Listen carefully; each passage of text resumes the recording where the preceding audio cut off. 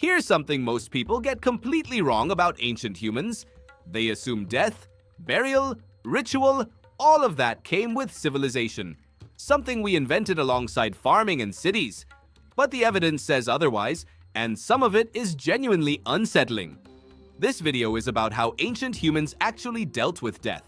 Not the textbook version, but the weird, contradictory, sometimes dark archaeological reality of what our ancestors did with their dead. Going back over 100,000 years, one of the most famous facts about prehistoric burial turns out to be almost certainly wrong. And one of the most precisely arranged graves ever found involves a wild boar arm placed in exact alignment with a dead woman's arm, and nobody fully understands why.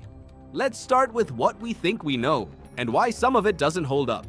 For decades, one of the most emotionally powerful stories in prehistoric archaeology was the Neanderthal flower burial at Shanidar Cave in Iraq. In the 1960s, a Neanderthal burial was excavated, and the soil contained massive amounts of pollen, wildflowers, medicinal plants. The interpretation was beautiful. Neanderthals grieved, decorated their dead with flowers, had something like love. It became one of the most repeated examples of Neanderthal emotional complexity, and it still shows up in textbooks today. The problem is newer research has essentially dismantled it. The pollen almost certainly got there through burrowing rodents and wind, not deliberate placement. Rodent burrows run directly through the burial site, and the same flowering plant whose pollen was found is exactly the kind burrowing animals drag underground for nesting. One of the most famous pieces of evidence for Neanderthal ritual behavior rests on really shaky ground. But while that famous story falls apart, other evidence from the same era is far stranger and harder to explain away. The oldest confirmed human burials are around 120,000 years old. That's long before agriculture, before anything we'd recognize as a city or written language, before most of what we call civilization even exists as a concept. And yet, people were burying their dead with apparent intention. Humans are, as far as we know, the only species that does this. And it wasn't uniform. There was no single burial culture spreading across the ancient world. When researchers look at Upper Paleolithic mortuary practices between roughly 10,000 and 35,000 years ago, what they find is chaos. Some bodies were placed in shallow pits with almost nothing around them. Others were covered in ornaments worn during life. Some graves are incredibly elaborate. Most are not. And researchers warn against using a handful of spectacular burials to characterize the whole era, because those are the outliers, not the norm. So who got the elaborate burials? That's where it gets genuinely surprising. Across multiple sites in Europe, archaeologists found that the people who received the most elaborate mortuary treatment in the Upper Paleolithic were often people with physical abnormalities. Individuals with conditions like dwarfism show up repeatedly in richly furnished graves that stand out from the surrounding burials. Some contain pairs or small groups, sometimes young individuals, buried together with significant offerings. Nobody knows for certain what that means, but the pattern is too consistent to ignore. It suggests that in at least some communities, people who looked or moved differently weren't marginalized. They were marked as significant, maybe sacred, maybe feared, maybe both. Animal bones show up in prehistoric graves with striking regularity and not random ones. Complete deer antlers or large fragments appear directly on or beside bodies across multiple sites.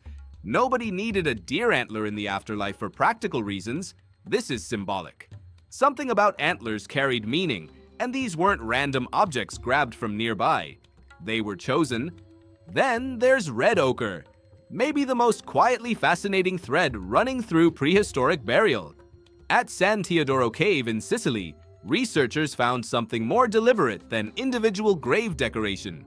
Several bodies covered with a continuous layer of red ochre that visually connected the separate graves. Not each grave dusted individually, a single layer linking them together. Someone decided these people were connected in a way that mattered enough to mark. At Grotta del Romito in Calabria, an 11 or 12-year-old girl was buried with red ochre and significant ornamentation, one of the earliest known examples of this level of funerary complexity. Most adults at this time weren't buried with this much care. Why a child received that treatment is genuinely unclear. Now here's where it gets darker, because not everything found at these sites points toward reverence. Human bone fragments turn up in Paleolithic sites alongside animal bones, some showing the same marks you'd see on animal bones processed for food. Cut marks, breakage, occasional burning. The interpretation that keeps coming up is cannibalism. But archaeologists genuinely disagree, because the same marks could come from hyenas scavenging the site, or from fires lit there much later. The uncertainty is the honest story here, and skulls specifically received attention that goes beyond straightforward burial. Separate treatment of skulls, distinct from the rest of the body, is confirmed for the Middle Paleolithic.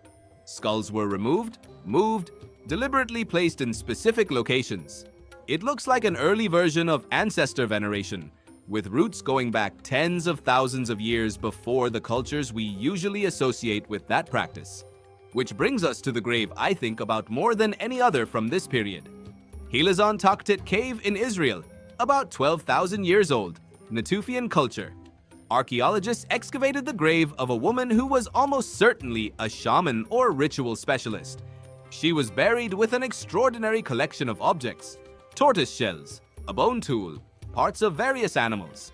But the detail that stops you cold is the wild boar forearm, placed in direct alignment with her left humerus. Not just near her arm, aligned with it. Deliberately, precisely positioned so the animal's limb mirrored her own. That level of specificity is not accidental. Someone cared enough to get it exactly right.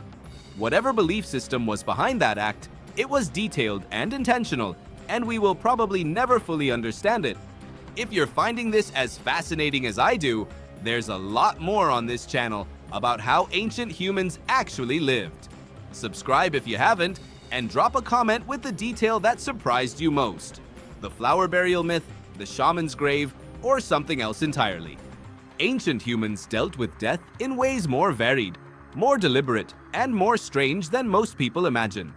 The oldest burials go back 120,000 years. The most elaborate graves often belong to people who were physically different from those around them. Red ochre linked graves together.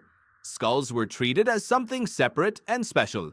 And in a cave in Israel, 12,000 years ago, someone placed a boar's arm against a dead woman's arm with enough precision that we can still see the alignment today. This isn't a story about one or two poetic burial practices. It's a pattern running across tens of thousands of years and dozens of sites, pointing at an inner life that was complex long before we gave it credit for being so.